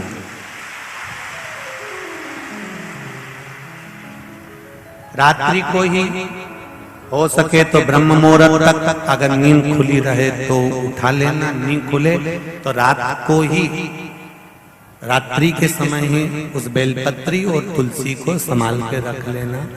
वही बेलपत्री तुलसी विद्या के लिए, और जो बच्चा माइंड से तकलीफ में रहता है, जो बच्चा पलंग पर गंदगी करता हो या जिसका विवेक बुद्धि स्थिर नहीं रहती हो, उसके लिए ये बेलपत्री और तुलसा हमेशा कार्य आती है। कल वही वैकुंठ चतुर्दशी, उसका दर्शन आप भाव से आनंद से अपने अपने घरों में करें, भक्ति के साथ, आनंद के साथ। शिव कथा करें। धनेश्वर पूछ रहा है कि मेरे प्राण छूटे, मैंने तो पाप करा था, फिर ये वैकुंठ का तो कहा। केवल भगवान विष्णु ने काशी में जाकर भगवान शंकर की आराधना मणिकर्णिका के घाट पर करी थी। शंकर भगवान ने अपना सुंदर भाव सुदर्शन चक्र भगवान विष्णु को दे दिया था और भगवान विष्णु ने अपना नेत्र भगवान शंकर को दे दिया था। तब भगवान विष्णु ने कहा था देवऋषि नारद से, नारद पूरे वर्ष में केवल एक दिन ऐसा रहेगा वैकुंठ चतुर्दशी का, जिस दिन मेरा दरवाजा 24 घंटे खुला रहेगा, जो पापी से पापी जीव है वो भी प्रवेश करेगा। ये वैकुंठ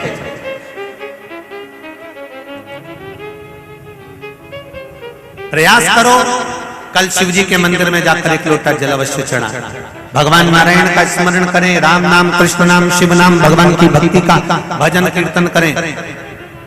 धनेश्वर के प्राण छूटे परम पद पाया। तारकासुर को मारने के लिए कार्तिकेय जी गए थे, तो कार्तिकेय जी ने जो बाण चलाया वो तारकासुर के हृदय में नहीं चलाया, उसके शरीर पर चलाया, क्योंकि हृदय में शिव बसे हुए थे। शिव महापुराण की कथा कहती है, जो भगवान का भजन करने वाला होता है, कीर्तन करने वाला होता है, मंत्र जाप करने वाला होता है, नाम स्मरण करने वाला होता है, उस जीव को अगर हम कष्ट देते हैं तो वो कष्ट उस मनुष्य को नहीं मिलता, वो कष्ट मेरे महादेव को मिलता है, मेरे शिव को प्राप्त, मेरे शंकर को प्राप्त, मेरे भोले।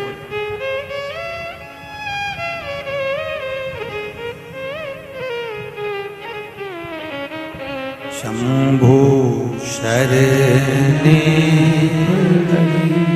मांगो घड़ी रे घड़ी, दुख काटो दया करी मैं दर्शन आपको।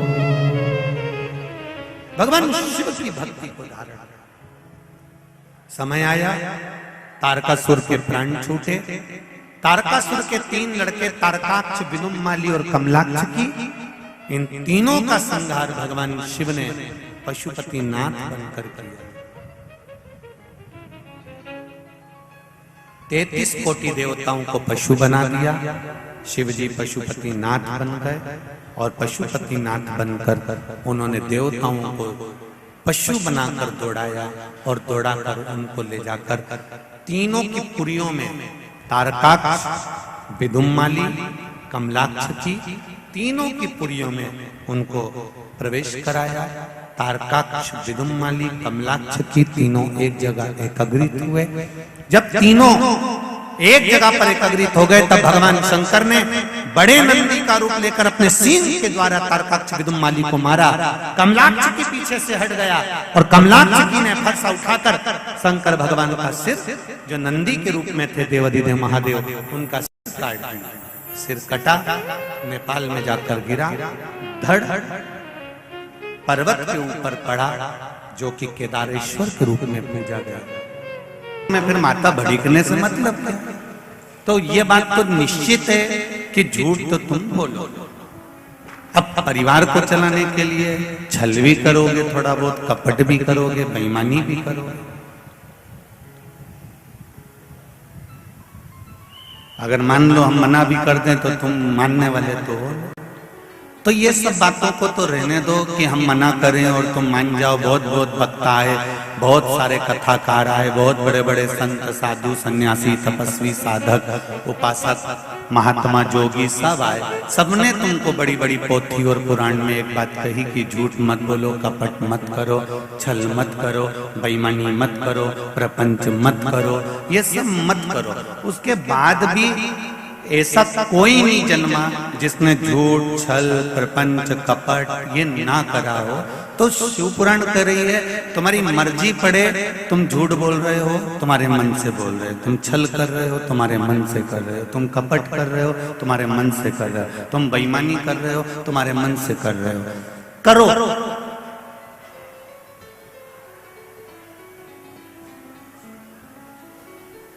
पर रोज जितना झूठ बोलो, रोज जितनी बेईमानी करो, रोज जितना कपट करो, रोज जितना छल करो, उतना रोज शंकर जी का भजन भी करो, लेवल बराबर।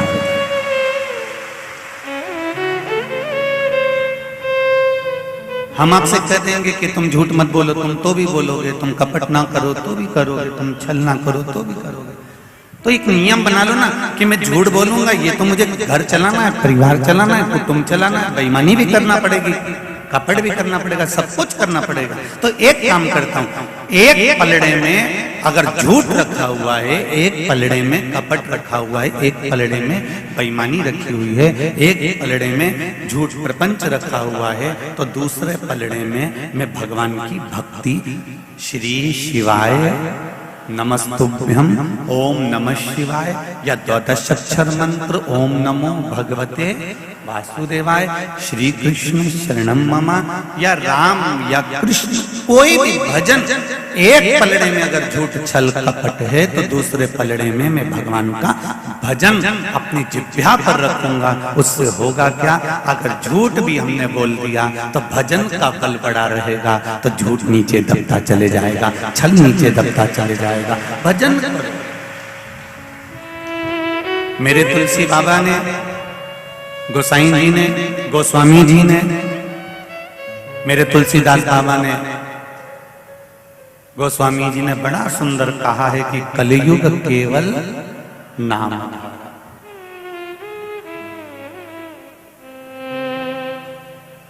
कलयुग की केवल नाम की परिभाषा है कि नाम की आधारशिला।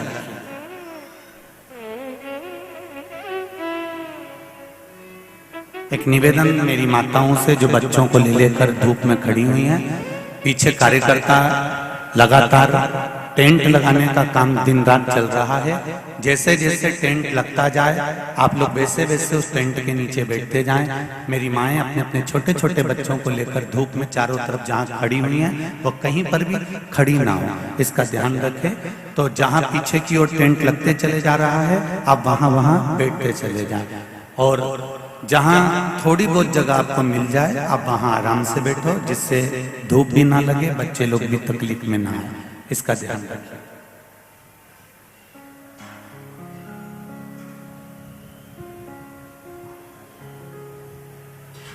तरह तरह के विचार, तरह तरह के भाव हमारे चित्त में, हमारी वृत्ति में आएंगे, परंतु भगवान का भजन किया।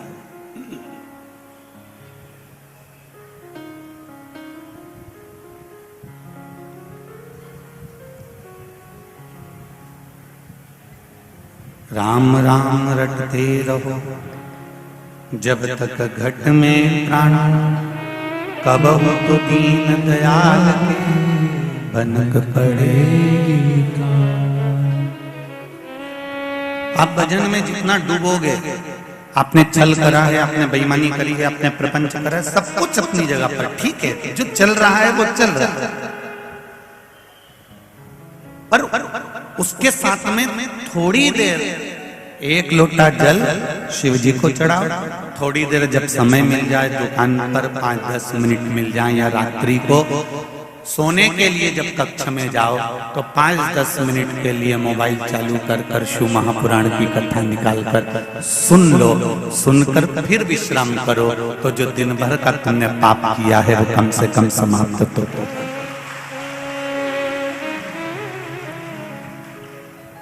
हम ये नहीं कहते कि तुम साधु बन जाओ, तुम सन्यासी बन जाओ, तुम तपस्वी बन जाओ, तुम संत बन जाओ, या नर्मदा जी के घाट पर जाकर बैठ जाओ, या किसी मठ मंदिर में जाकर बैठ जाओ। नहीं नहीं नहीं, हमको नहीं बैठना और ना हमको बनना।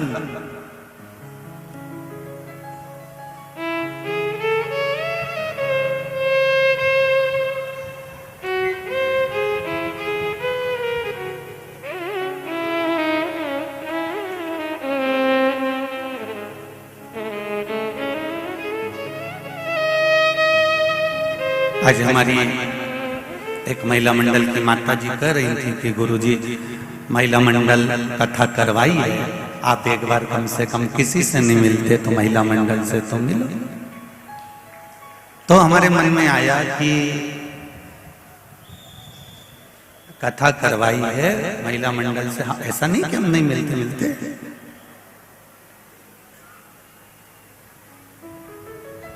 आप इतनी दूर बैठ के बात करोगे तो हम जरूर करेंगे। हम तो 7 दिन में एक दिन जितने भी लोग यहाँ ठहरते हैं रात्रि के समय पर, उनसे भी हमारा नियम, आपने व्यासपीठ पे सुना होगा कई बार, हम उनसे भी मिलने जाते हैं, ऐसा नहीं कि नहीं मिलने जाते।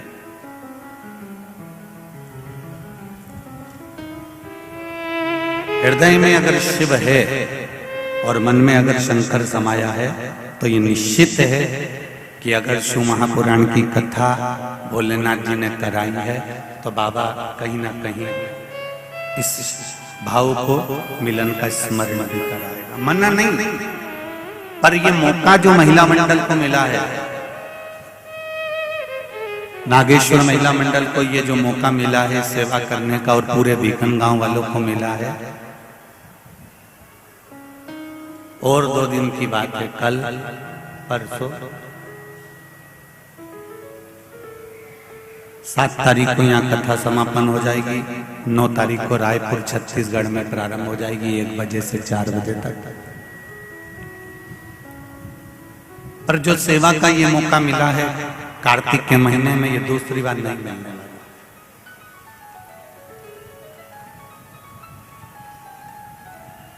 एक ये पास के गांव के लोग,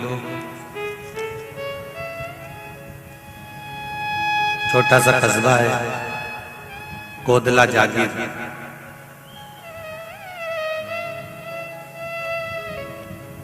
ये लगा हुआ बाजू में, हम भी कोदला जागीर में बैठे। इतना छोटा सा कस्बा है, छोटा सा गांव है, प्रत्येक कस्बे के गांव के एक एक घर के व्यक्ति ने अपना पूरा घर छोड़ दिया भक्तों की सेवा में।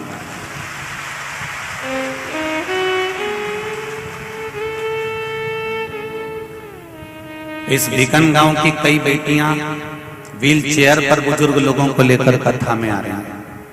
इस बीकन गांव कई नवयुवक बेटे इन बेटों से सीखना चाहिए नवयुवकों को कि भीकन गांव के नवयुवक बेटे 4 व्हीलर गाड़ी को अगर दूर रोका जा रहा है तो वहां से अपनी अपनी मोटरसाइकिल लगाकर अपना पेट्रोल डलवाकर बुजुर्ग लोगों को कथा स्थल तक छोड़।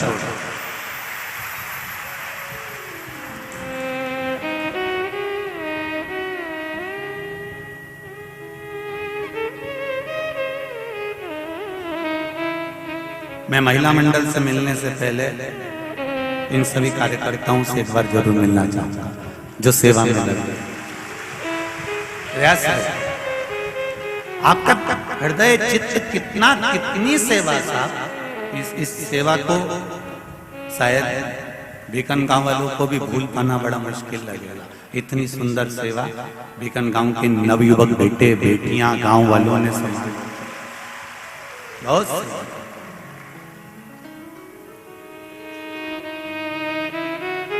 अपने अपने पुण्य का बल बढ़ाइए, अपने भजन का बल बढ़ाइए, अपने स्मरण का बल बढ़ाइए। और जब कई दुनिया में ऐसे लोग मिल जाते हैं जो कहते हैं साहब हमारे पास में पैसा नहीं था तो हमने पढ़ाई छोड़ दी। तुम्हें भी मिले होंगे ऐसे, बोलो रे मिले कि नहीं मिले? कई लोग टीवी खोलो तो उसमें भी जब वो कौन कौन से शो आते हैं तो उसमें भी लोग बहुत अपने उपदेशों को देते हैं कि साहब हमारे पास पढ़ाई का पैसा नहीं था इसलिए हमने पढ़ाई छोड़ दी।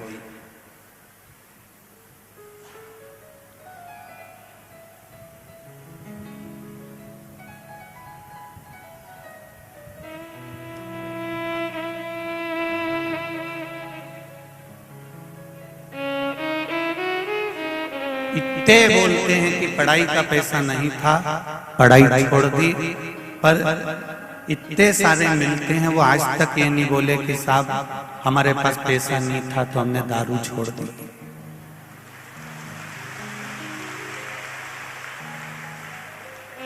हमारे पास पैसा नहीं था तो हमने तंबाकू खाना छोड़ दिया। साहब हमारे पास पैसा नहीं था इसलिए हमने गांजा छोड़ दिया।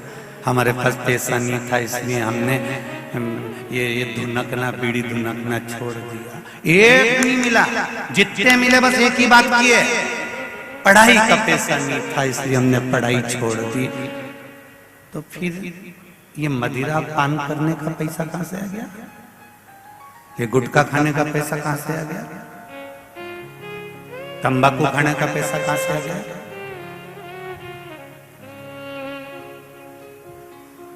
अच्छे मार्ग पर जाने के लिए पैसा कभी नहीं रोकता।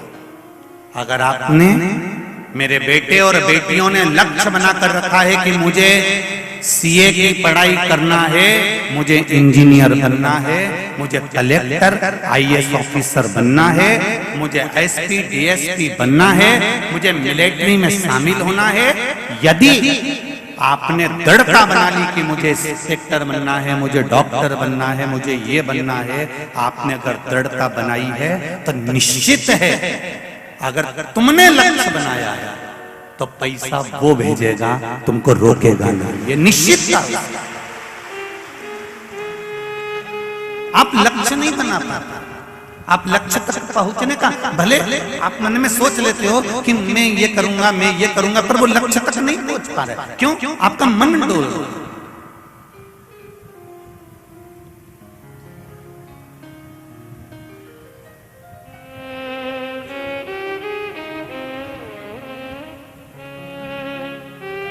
एक माँ सोच लेती है कि मेरी लड़की की शादी मुझे सर्विस वाले लड़के से करना है तो वो सर्विस वाले लड़के से करके ही मानती है। एक माँ सोच लेती है कि मुझे बिजनेस वाला लड़का चाहिए तो बिजनेस वाले से शादी करती है। उसका लक्ष्य उसने निश्चित किया।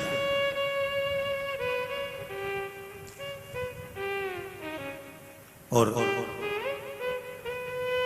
जब तक लक्ष्य निश्चित नहीं होता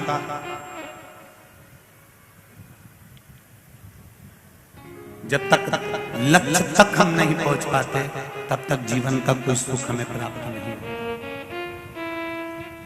एक लक्ष्य बनाओ कि मेरे जीवन का मैं लक्ष्य बनाता हूं कि अंतिम श्वास तक भगवान से निवेदन करते रहना।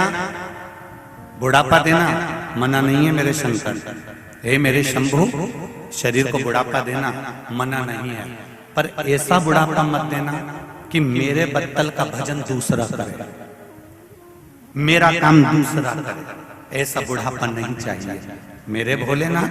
बुढ़ापा मुझे देना, ऐसा देना कि मेरे अंतिम श्वास तक तेरे मंदिर में आके एक लोटा पानी चढ़ाता रहूं और तेरा गुणगान गाता। शरीर को सड़ाना मत, पलंग पर पटकना मत, पलंग पर ले जाकर छोड़ना मत, वेंटिलेटर पर ले जाकर पटकना मत। बुढ़ापा देना मना नहीं है, बुढ़ापा लेने को मैं मना नहीं करूंगा, पर बुढ़ापा ऐसा मत देना कि जिस बुढ़ापे में मेरे बत्तल का भजन दूसरा कर रहा हो, मैं पलंग पर पड़ा हूं और बाजू में बैठकर मेरी बहू गीता जी मुझे सुना रही हो। ऐसा बुढ़ापा नहीं चाहिए। अपनी गीता अपन खुद पढ़ ले, अपनी रामचरितमानस अपन स्वयं पढ़ ले, अपनी श्रीमद् भागवत अपन स्वयं पढ़ ले, अपनी शिव महापुराण की कथा अपन स्वयं पढ़ ले। दूसरा मेरे सिर के पास बैठकर गीता जी सुना रहा हो, ऐसा बुढ़ापा नहीं चाहिए। क्या करोगे ऐसे बुढ़ापे पे कि पलंग पर तुम पड़े हुए और तुम्हारे बाजू में तुम्हारी बहू बैठकर तुम्हें गीता जी सुना रही है, तुम्हें पाठ सुना रही है, गजेंद्र मोक्ष का स्मरण करा रही है, गंगा जल पानी पिला रही है, तुलसी का दल दे रही है। ऐसा बुढ़ापा नहीं चाहिए। भोलेनाथ जी से कहना बुढ़ापा देना मुझको ऐसा कि अंतिम श्वास भी निकल रही हो, तेरे मंदिर में तेरे शंकर की चौखट पर एक लोटा पानी चढ़ाकर निकल रहा हूँ, घर आराम से पहुंचा हूँ, तेरे चरणामृत को लेकर बैठा हूँ और तेरी मस्ती में मुख में बेलपत्र का पत्ता हो और मेरे प्राण तब मेरा महादेव मुझे लेकर कैलाश धाम जा रहा हो। बस ऐसा बुढ़ापा दे देना, सड़ाना नहीं।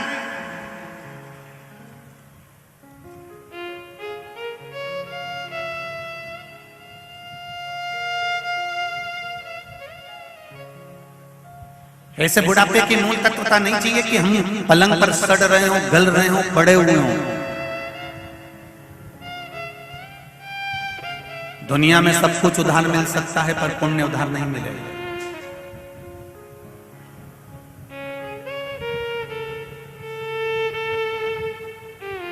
फ्री उधार में लेके आ सकते हो, कपड़े उधार लेके आ सकते हो, चप्पल उधार लेकर आ सकते हो, बर्तन भांडा उधार लेकर आ सकते हो, रकम उधार लेकर आ सकते हो, घर का सामान उधार लेकर आ सकते हो, पर पुण्य उधार लेकर आओगे? अरे बोलो तो रे जम के, बोलो रे बीकन गांव वाले, पुण्य कोई उधार दे दे? नहीं। अब बर्तन भांडे से तुम्हारा उद्धार होगा? अरे बोलो तो सर, नहीं मरता मरता बोल देना कि हमारा हंडा हमारी छाती पे धर दे, तुम तो बोल दो। अगर बर्तन से उद्धार होता तो बात तो मरता मरता के देना हमारा फ्रिज शमशान लिया या मत छोड़। बहू पूछेगी शमशान में फ्रिज का क्या करोगी? अम्मा जी कुछ नहीं, आगी में जलूंगी, जब गर्मी लगेगी तो बॉटल निकाल के पी लूंगी।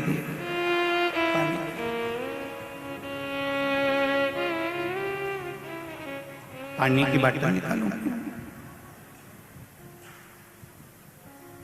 फ्रिज उधार ला सकते हो, कपड़े उधार ला सकते हो, बर्तन भांडे उधार ला सकते हो, चद्दर, बर्तन, सोना, चांदी, रकम, जो चीज लाना चाहो आज की दुनिया में सब उधार मिल जाएगा।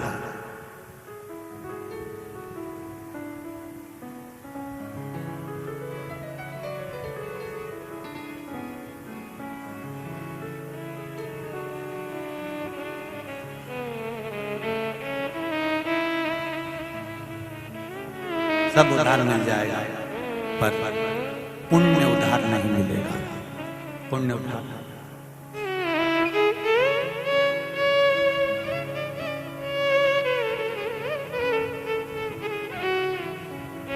आज वो हमारा वो आशीष कह रहा था, गुरुजी अखबार में आया एक बात। हमने कहा क्या लिखा अखबार में? अखबार में लिखा है कि अब शादी के लिए भी लोन दिया जाएगा।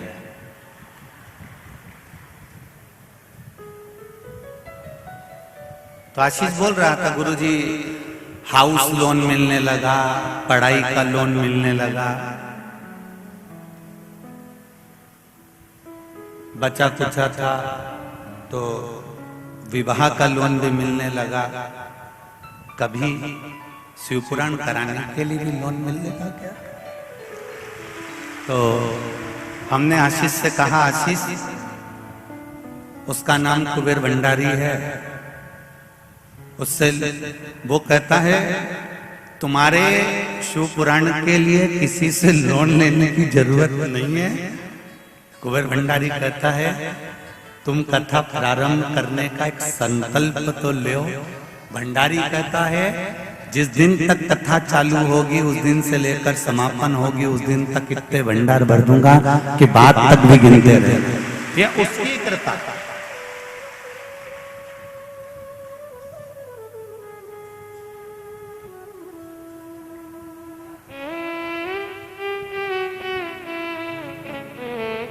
दो चीजों से हमेशा दूरी बनाकर रखना तो तुम्हारे ऊपर कोई उंगली नहीं उठा सकता। पहला चंदा, दूसरी निंदा। जम के बोलो, क्या क्या जम के बोलो। पहले नंबर पर चंदा, दूसरे नंबर पर निंदा। इन दो चीजों से दूरी बनाकर रखना। जितनी दूरी हो सकती उतनी दूरी बना लो, जितनी दूरी हो सकती।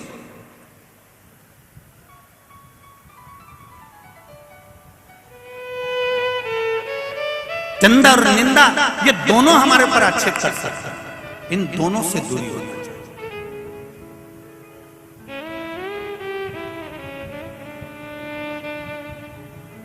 हम हमेशा इस व्यासपीठ से कहते हैं कि कथा करवाने के लिए, शिवपुराण के लिए कभी जीवन में कर्जा मत लेना, अपने घर की कोई रकम इधर उधर मत करना, कभी एक रुपया भी किसी के सामने ये मत कहना कि साहब मेरे को मेरा सामान बदलो और मुझे पैसा नहीं। ऐसी कथा कराने से कोई लाभ नहीं है। कथा करवाना, जैसे नागेश्वर महिला मंडल ने कथा ली थी, उस समय पर महिला मंडल की महिला सीओर पहुंची थी और उनके साथ में एक बुजुर्ग से बाबा जी और एक दो भाई और थे और उन भाइयों ने कोई शब्द नहीं कहा, उन पुरुषों ने कोई शब्द नहीं कहा। केवल नागेश्वर महिला मंडल ने सामने बैठकर बात करी, कहा साहब कथा करवाना है। उस समय भी एक ही शब्द था, कथा करवाओ, किसी के ऊपर दबाव नहीं, कर्जा नहीं, बिना कुछ भाव के आप कथा का आनंद लो। आपकी जिंदगी में महादेव खुद ऐसी पूर्ति कर देगा कि कथा आपकी बाबा करा देगा और बाबा कर लेगा, अपने को नहीं। हाँ, थोड़ी भीड़ ज्यादा होती है, जैसे आज भी लाखों की संख्या में लोग बढ़ गए हैं, तो इतना भीड़ भड़क जरूर होता है, पर उसमें एक सबसे बड़ी बात ये भी होती है कि हमारा जो प्रशासन है, चाहे वो पुलिस प्रशासन हो, चिकित्सा विभाग हो, नगर निगम, नगर पालिका आदि आदि जो भी यहाँ की विधानसभा के अंतर्गत जो विधायक हों, अध्यक्ष हों, नगर पालिका अध्यक्ष हों, सांसद महोदय हों, आदि आदि जो भी क्रम है, और प्रशासन यहाँ के कलेक्टर, एसपी, डीएसपी, एक बार इनको भी आप लोग जोरदार धन्यवाद देना जिन्होंने पूरी व्यवस्था संभाला।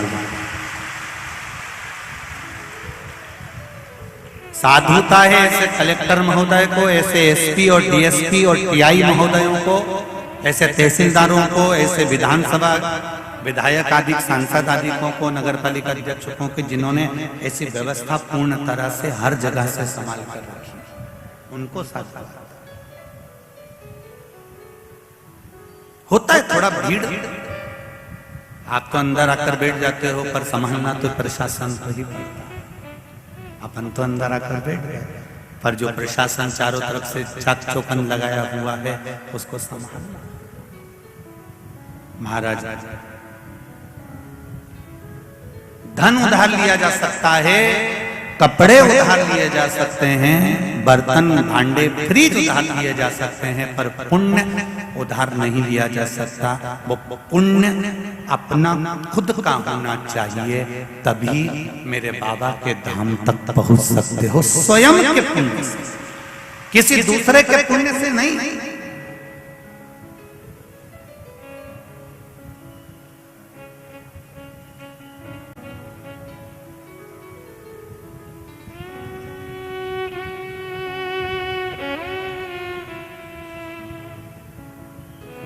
अपना भजन स्वयं करो, अपना स्मरण स्वयं करो, अपनी भक्ति स्वयं धारण करो। हम तो यहां तक कहते हैं कि माताएं जब जल चढ़ाने के लिए शंकर जी के मंदिर में जाए, पति अपना लोटा लेकर जाए और पत्नी अपना लोटा लेकर जाए। एक कलश अगर पति लेकर जा रहा है तो एक कलश पत्नी लेकर जाए, और अगर पति पत्नी दोनों एक ही कलश लेकर गए हो तो आधा जल पति चढ़ाए तो आधा पत्नी चढ़ाए। ये अपना पुण्य अपना होता है। जब तुम्हारा गठजोड़ा बंधा होता है, गठजोड़ा बंधा है, उस जगह पर भले पति जल चढ़ाएगा तो पत्नी गठजोड़ा बंधा है तो हाथ लगाएगी तो उसको उसका पुण्य मिल जाएगा। कब कब जब गठजोड़ा जम के बोलो जल बंधा है तो पति जल चढ़ाएगा तो पत्नी हाथ लगाएगी तो पुण्य मिल जाएगा।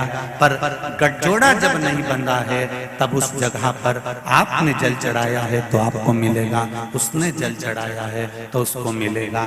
कई माताओं की आदत रहती है, जब यहाँ पर भी कई माताएं आती है ना, तुमने देखना पतियों के साथ जब आती हैं तो वो जब पति लिफाफा देता है तो पत्नी उसको टच कर लेती है तुरंत। तो हम कई बार देखते भी हैं कि हमने एक आध बार पूछने भी वाले थे कि टच करने से होता क्या है। हमने पहले भी पूछा तो उन्होंने कहा गुरुजी आधा आधा मिल जाता है। तो हमने कहा अच्छी बात है, जब तुम्हारा पति समोसा खाए तो तू टच करके बैठ जाना, उसमें कोई नहीं। अगर आधा मिल सकता है टच करने से, लिफाफा दिया तो उसमें टच कर लिया, माला चढ़ाई तो उसमें टच कर लिया, तो जब वो बफेट में जाए, शादी में वैसे भी आजकल तो 500-500 की 600-600 की प्लेट होती है, 700-700 की प्लेट होती है, कितना महंगा जमाना हो गया। तो तुम लिख के कह देना साहब लिफाफा पत्रिका सब छपाओ तो उसमें लिख देना कि पति के साथ पत्नी आए पर निवेदन है कि पत्नी टच करके खड़ी रहे। हमारा 600 रुपया लगेगा, 1200 नहीं लगेगा, तो तुम टच करते रहो। अब वो गुलाब जामुन खाए तो टच कर, वो समोसा खाए तो टच कर। अरे बोलो तो दीजिए, मिलेगा मिलेगा नहीं। उसने खाया तो उसका पेट भराया, हमने खाया हमारा पेट भराया। तो शिव महापुराण वही तो कह रही है कि धन उधार ला सकते हो, कपड़ा उधार ला सकते हो, फ्रिज उधार ला सकते हो, पर पुण्य उधार नहीं लाया जा सकता। इसलिए अपना पुण्य अपने को खुद कमाना है, अपना भजन अपने को स्वयं करना है। अपना एक लोटा जल शंकर भगवान को अपन को खुद चढ़ा स्वयं।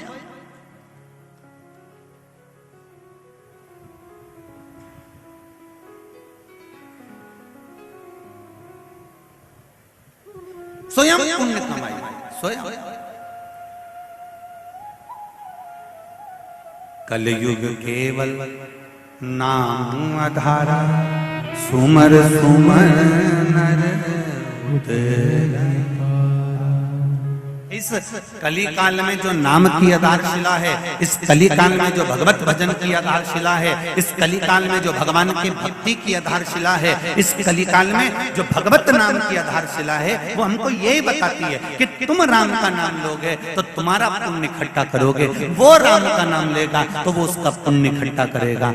वो भगवत भजन में लगा हुआ है तो वो अपने पुण्य को एकत्रित कर रहा है। ये पुण्य की एकत्रित, ये पुण्य का आनंद।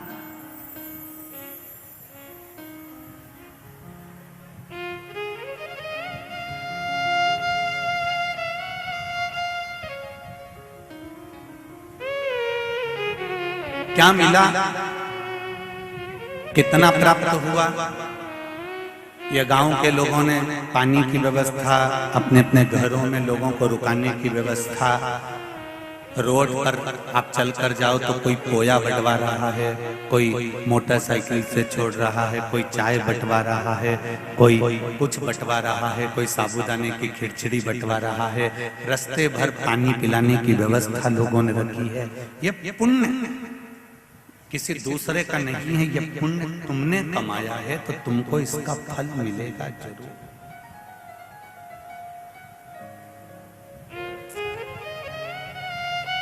मरने पर फ्रिज जो उधार लेकर आए थे, जो बर्तन भांडे उधार लेकर आए थे, ये तुम्हारे साथ भले ना जाएगा, पर अंतिम बिंदु में जो तुमने पुण्य कमाया है वो पुण्य तुम्हारे साथ जरूर जाएगा, अंत तक जाएगा। इससे तो आगे भजन ही है साथी, हरि के भजन बिन अकेला रहेगा। अरे मन ये 2 दिन का मेला रहेगा, कायम ये जग का झमेला रहेगा। अंतिम बिंदु है। ये जितने परिवार वाले दिख रहे हैं, ये जितने कुटुंब वाले दिख रहे हैं, जितने अपने सम्मुख में नजर आ रहे हैं, ये सब तुम्हारे धन और वैभव के दिखने वाले हैं। जब प्राण छूटेंगे, परिवार घर सब वहीं पर रह जाएगा। कोई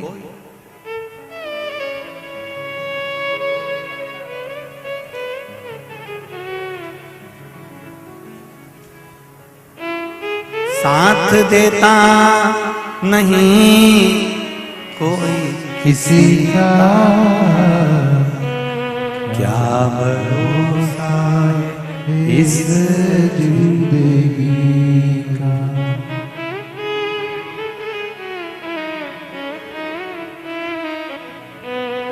कोई तब अंतिम बिंदु में ये शिव महापुराण की कथा जो आपने कार्तिक महीने में इस पावन प्रांगण में बैठकर भीकन गांव की धरा पर सुनी है, जितने लोगों ने टीवी के सामने आस्था चैनल पर सुनी है, जितने फेसबुक यूट्यूब पर कथा को श्रवण कर रहे हैं, तुम्हारे दुख की घड़ी में, तुम्हारे कष्ट की घड़ी में, तकलीफ के समय पर कोई सामने आकर खड़ा होगा कि नहीं होगा, पर इतना याद रखना, मेरा त्रिकालदर्शी तुम्हारे सामने जरूर खड़ा होगा। ये पत्र तो इतने हैं बहुत, हम उतने पढ़ भी नहीं पाते हैं। ये पत्र देखिए,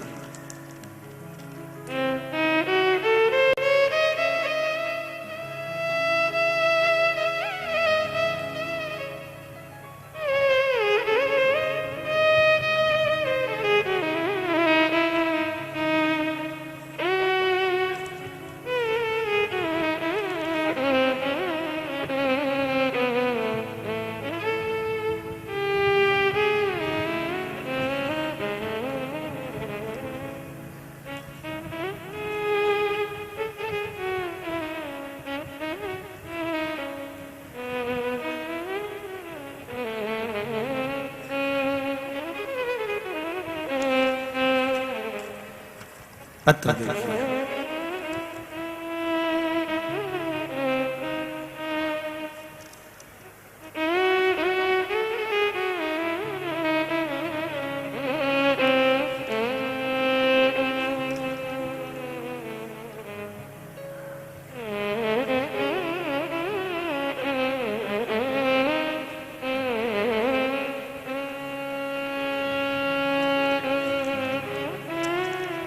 पत्र में नाम तो नहीं है, पर जिन्होंने लिखा है पीले कलर का पत्र है। मेरे भोले बाबा की कोटि कोटि प्रणाम। मुझे इतना कुछ दे दिया बाबा ने, आभारी हूँ मेरे बाबा का। अगस्त 2021 में पशुपति व्रत का महत्व सुना था, सुनकर मैंने ये व्रत धारण करा। नवंबर में मैंने ये व्रत की स्मरण चालू करा और पहला ही पशुपति व्रत भोले बाबा की कृपा से हुआ। और बाबा की कृपा से मेरा जो नौकरी नहीं लग रही थी, जॉब का ऑफर आ गया और मेरा जॉब का ऑफर आया और बाबा की कृपा हुई। जो जो मांगा मैंने सब मिला। ये पत्र जिसने भी लिखा है वो बैठे हैं, बाबा की कृपा से मुझे मिला, उसकी उदारता से मुझे मिला। एक पत्र और देखिए,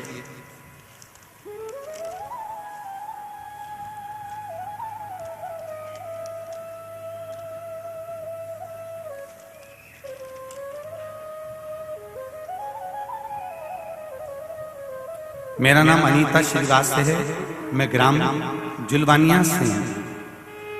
कहीं बैठी हो अनीता जी श्रीवास, ग्राम जुलवानिया से, तो दोनों हाथ अवश्य हिलाएं जहां कहीं बैठी हो।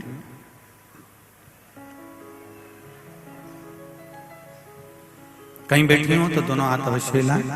मेरा नाम अनीता श्रीवास है, मैं ग्राम जुलवानिया से हूँ। मेरी बहू जो बीकन गांव की ही रहवासी है, डिलीवरी के समय पर उसका केस बिगड़ गया था। हम उसे खरगोन लेकर गए, पर वहां कोई भी डॉक्टर उसका केस नहीं ले रहा था। गुरुदेव, बड़ी परेशानी हुई और अंत में डॉक्टरों ने कह दिया ये केस बिगड़ गया है और इसको इंदौर ले जाओ।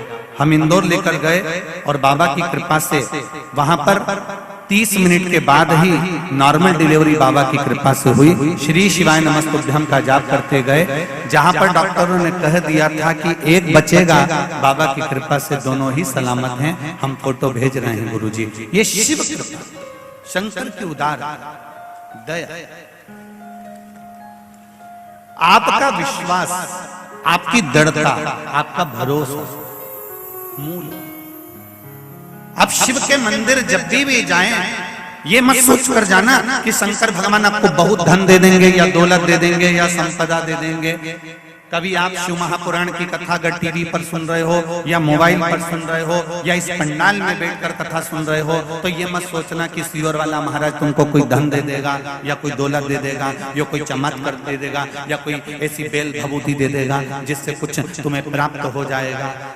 हमारे पास ना तो बेल है, ना हमारे पास में भभूति है, ना हमारे पास कोई चमत्कार है। हमारे पास तो केवल श्री शिवाय नमस्तुभ्यम और एक लोटा जल, इससे ज्यादा कुछ भी नहीं है। बस इतना जरूर कहेंगे, हमारे पास में यहाँ शिव महापुराण में ना तो बेल है ना भभूति है, पर इस शिव महापुराण में विश्वास पूरा है। इसलिए तुम्हारे एक लोटे जल से भी बाबा दुख दूर कर देता है। तुम अपने नजदीक में शिव मंदिर,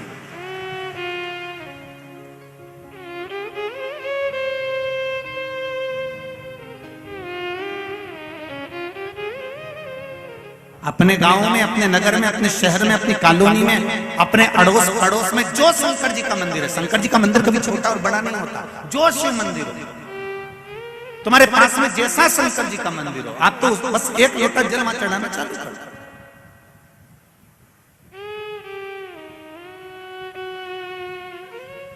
और जब तक तुम्हारा वैभव है, जब तक तुम्हारा धन है, जब तक तुम्हारी दौलत है, जब तक तुम्हारी संपदा है, सत्ता है, तब तक दुनिया का हर व्यक्ति तुमको पूछेगा।